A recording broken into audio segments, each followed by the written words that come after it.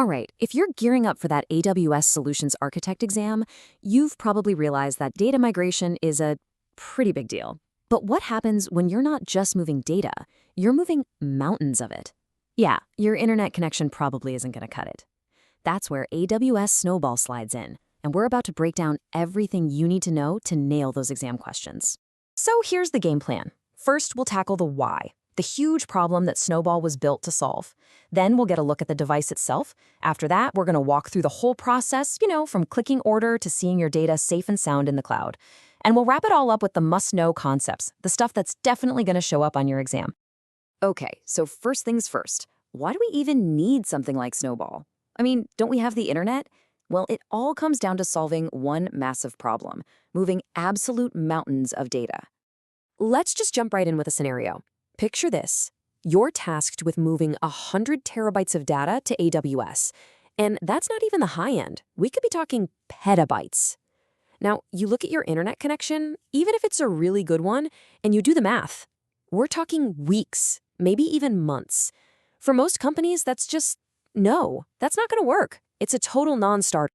And this really lays it all out, doesn't it? When you try to use the internet for something this big, it's just unpredictable. Your bandwidth goes up, it goes down, the connection might drop. You just can't guarantee anything.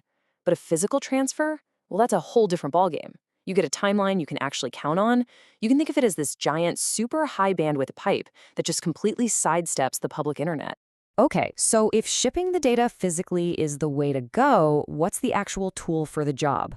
Well, that brings us to the star of the show, the AWS Snowball Edge. So what is this thing really? At its heart, it's a physical box that AWS literally ships to your door. But don't just think of it as a big external hard drive. No, it's way more than that. It's a super rugged, super secure device built for petabyte-scale jobs. And here's the key part for your exam. That edge in the name, it stands for edge computing. These devices can actually run compute jobs right there on site. We're talking pre-processing your data, running ML models, all in places where the internet might be spotty or non-existent. That is a game changer. And there it is. That's the device. I like to think of it as a high-tech armored briefcase for your data. Seriously, this thing is built like a tank. It's designed to get knocked around during shipping and keep everything inside perfectly safe and secure. All right, so you've decided you need one. How do you actually get your hands on it? Well, like pretty much everything else in the AWS world, your journey begins in the management console. The process is actually really simple. You just hop into the AWS Snow Family Management Console and you kick off a new job. It'll ask you a few questions. Are you importing data into AWS or exporting data out? Which device do you need? How fast do you need it? You make your choices, hit confirm, and boom. AWS gets a device ready just for you and ships it out. Okay, fast forward a few days, and there's a big box at your door. The Snowball has arrived. Now comes the fun part. Getting this thing plugged in and starting to load up your data, securely, of course. So, you get it out of the box, plug it into power, and connect it to your local network. But, and this is a huge security point, you can't just start dumping files onto it. First, you have to go back into the AWS console and grab two key things: a manifest file that's unique to your job and a 25-character unlock code. You absolutely need both of those to unlock the device and get to the storage inside. Once it's unlocked, you've got a few ways to actually move your data. For all you scripters out there, you can use the good old AWS command line interface, or the S3 adapter. But if you're looking for something a bit more point and click, there's a great tool called AWS OpsHub. It's a graphical app that makes managing the device and services a whole lot easier. And this gives you a great visual of what that OpsHub tool looks like. It's a really clean interface where you can manage everything on the device. You can kick off data transfers, you can fire up local EC2 instances for that edge computing we talked about, or, like you see right here, just create a new storage volume. It takes a lot of the complexity out of managing the device while it's in your build. All right, you've done it. All your data is copied over. Your work on site is finished. So what's next? We've got to complete the round trip and get that Snowball back home to AWS. So once you are 100% positive that all the data is copied, you just walk over and press the power button right on the front. The device will start its shutdown sequence, which only takes, about 20 seconds or so. Okay, now this is one of my absolute favorite parts. See that screen on the front? It's an e-ink display, kind of like you'd find on a Kindle. The second the device powers down, that screen automatically flips to show the return shipping label. You don't have to print a thing, you don't have to tape anything on, nothing.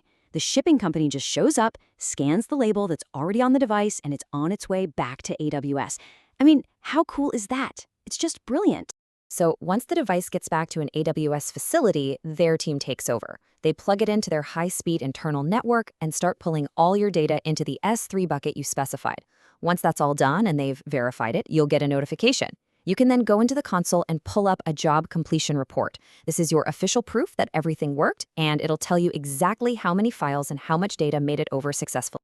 Okay, let's switch gears a bit. We're going to get right to the good stuff, the things you absolutely positively need to have locked in for your Solutions Architect exam. Let's really zero in on the key concepts. First up, security. You can bet you're going to get questions on this. Just remember these 4 layers of the security onion. 1, the box itself is tamper resistant. 2, all your data, whether it's on the device or in transit, is locked down with 256-bit encryption. 3, there's a special chip inside, a Trusted Platform Module or TPM that makes sure nobody has messed with the hardware or software. And 4, after AWS copies your data, they do a full NIST-compliant wipe of the device. Your data is gone. Next, let's talk best practices. This is prime material for those tricky scenario-based exam questions. So, first thing, if you have tons of tiny little files, don't copy them one by one. It's super slow.